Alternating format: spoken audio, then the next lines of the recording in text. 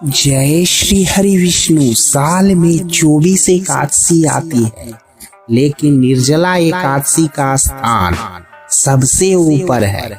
यह वो व्रत है जिसमें केवल एक दिन उपवास करने से साल भर की एकादशियों का पुण्य मिलता है, पर एक छोटी सी भूल इस पुण्य को व्यर्थ भी कर सकती है।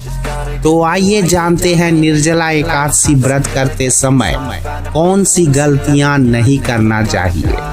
मित्रों, ज्येष्ठ मास के शुक्ल पक्ष की एकादशी को निर्जला एकादशी कहते हैं।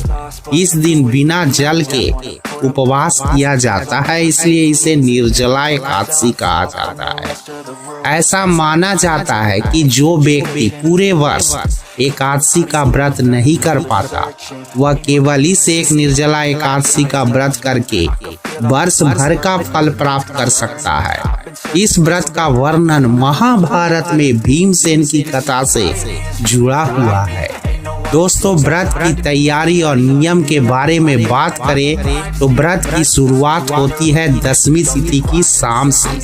इस दिन सात्विक भोजन करिए और रात्रि को ब्रह्मचर्य का पालन करिए। एकादशी के दिन सूर्योदय से पहले उठ जाइए और स्नान कर भगवान विष्णु का ध्यान करिए। आइए अब जानते हैं व्रत का मुख्य नियम जो हर व्रती को पालन करना चाहिए।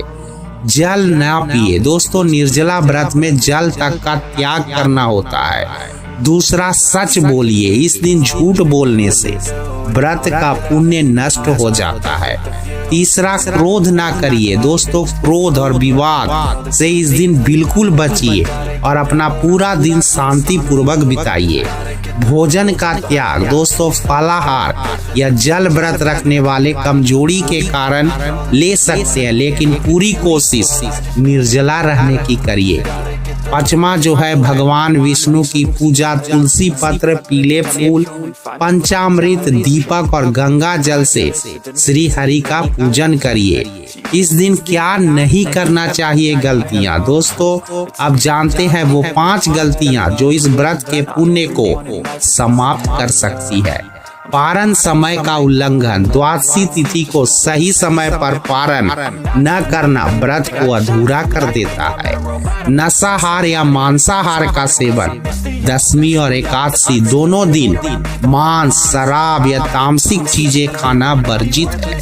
अनादर करना। बुजुर्गों, गुरुओं और जरूरतमंदों का अपमान या उपेक्षा करने से पुण्य खत्म हो जाता है। तुलसी का स्पर्श न करना। इस दिन तुलसी दल से पूजन न करना श्री हरि को अप्रसन्न करता है। व्रत का दिखावा करना। व्रत दिखावे या अहंकार से किया गया हो तो पुण्य नहीं मिलता है।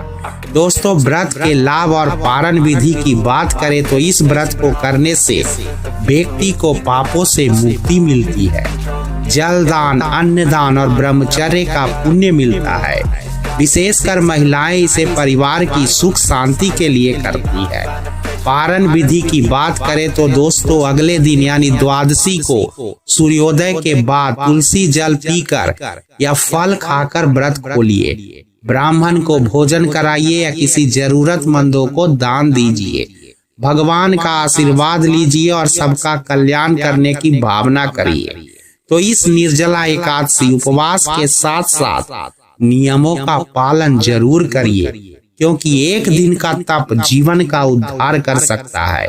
अगर आपको यह जानकारी उपयोगी लगी हो तो वीडियो को लाइक करें, कमेंट करें। जय श्री विष्णु और अपने सभी मित्रों और परिवार के साथ शेयर जरूर करें।